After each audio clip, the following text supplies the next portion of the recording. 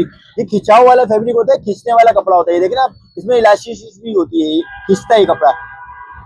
इसके लिए आपने क्या करना है, इसके लिए आपने सिलाई मशीन यूज करने वाले बड़े परेशान होते हैं। कमेंट सेक्शन में एक कमेंट है, भाई टांका किस नंबर पे रखते हैं जो सिलाई सही आए।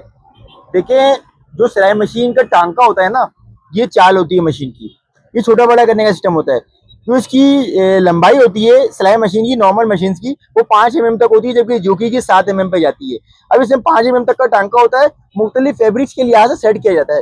अब जैसे अगर आप नॉर्मल फैब्रिक पे रख रहे हैं तो देखिए, आपने इसका एतमाद नहीं करना, ये नंबर किसी भी पाकिस्तानी मशीन पे एडजस्ट हुए हुए नहीं होते, ये सब ऐसे ही होते हैं, बस अल्लाह के हवाले होता है मामला सारा। तो उसको आपने देखें, ये थर्ड पॉइंट जो है, आप जब इस पे रखेंगे तो मशीन नॉर्मल स्टिचिंग करेगी।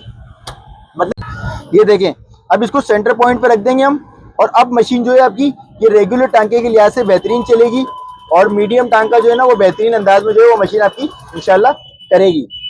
ये देखें आप, बेहतरीन टांका हो रहा है, बेहतरीन अंदाज में जो मशीन स्टिचिंग कर रही है। ये देखिए, नीचे का टांका भी आपका बिल्कुल आउट क्लास आ रहा है। अब ये दाने का टांके का जो साइज है वो मीडियम पे रखा हुआ है रेगुलर कपड़े के लिए। अब अगर आपके पास आता है जर्सी वाला फैब्रिक, ये खिंचाव वाला फैब्रिक होता है, खींचने वाला कपड़ा होता है। ये देखिए ना आप, इसमें इलास्टिसिटी होती है, खींचता है कपड़ा। इसके लिए आपने क्या करना है, इसके लिए आपने मशीन को जो है चाल को ये फुल पे करना है, ताकि जब स्टिचिंग होकर हम इसको खींचे ना तो सिलाई उसकी जो है वो ब्रेक ना हो, टूटे ना। अब हमने इसको स्टिचिंग पे लाया हम, ये देखिए। अब इस पे जो हमने बड़ा टांका करना है, बड़ी सिलाई करनी है हमने।